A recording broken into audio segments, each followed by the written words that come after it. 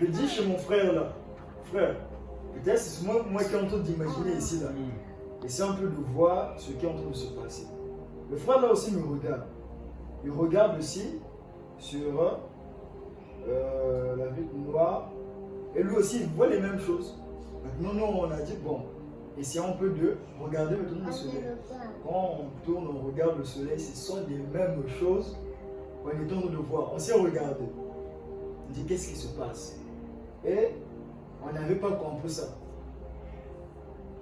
Le jour, le frère aussi était en train de prier pour demander un signe à Dieu, de lui confirmer qu'il a le Saint-Esprit. Moi aussi, chez moi, j'étais en train aussi de prier que Dieu puisse me donner le Saint-Esprit, alors qu'il nous avait déjà donné le Saint-Esprit avant que même on parle dans les eaux de baptême. Et Amen. dans l'église, la voix me dit, oh, tu es en train de te tracasser alors que la chose que tu es en train de demander, je t'avais déjà accordé ça le jour tant. Maintenant, la voix me dit, dis à ton frère qu'il ne puisse pas se tracasser aussi, je lui avais déjà accordé cela. Quand je sors dehors, je viens le voir, on veut te parler. Lui aussi me dit, dans l'église, j'ai ressenti la même chose de te parler. Je dis, regarde ce que la voix était en train de me dire. Le frère là, il est assez calme. Il me dit, frère, je ne doute pas. Mais j'étais toujours en train de demander un signe à Dieu. Mais ce que tu viens de me dire là, et je vais maintenant rappeler, tu te souviens de quel jour on était aux eaux de baptême, on avait vu quoi dans le soleil. Le frère là commençait à répéter tout ce qu'on était en train de voir. On avait vu et il me dit, va avec cela. Donc c'était la confirmation, donc de ce qu'on avait.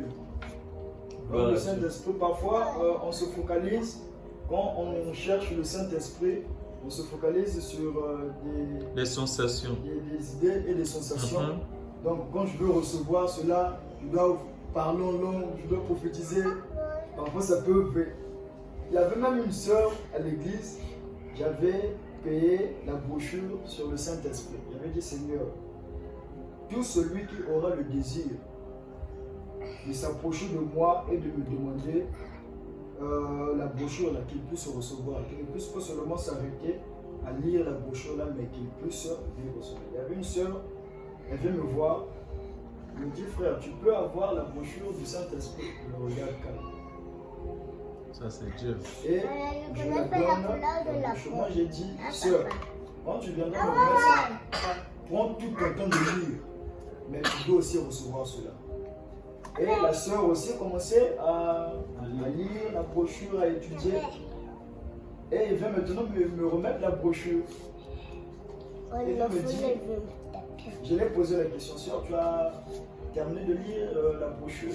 Oui, frère, j'ai terminé. Là, j'ai même compris le pourquoi et pourquoi Dieu a envoyé le Saint-Esprit, tout ça. Moi, je lui ai posé la question. Tu l'as reçu? La sœur commençait un peu à réfléchir. Je lui ai dit, avant que tu puisses venir me demander la brochure, quelle est la première des choses que tu as ressenties? Où j'avais le désir, où j'ai dit, arrête-toi ce moment-là. Quand tu avais senti ce désir-là, ce poids-là qui te poussait à chercher le Saint-Esprit, c'est le moment que tu l'as reçu. Donc, on a commencé à jubiler. Voilà Dieu. Amen. C'est la chose essentielle. Ah Seigneur.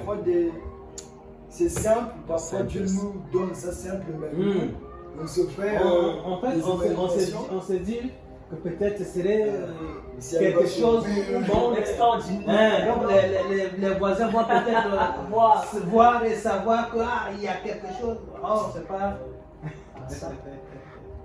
En tout cas, merci pour le partage. Amen. Oh.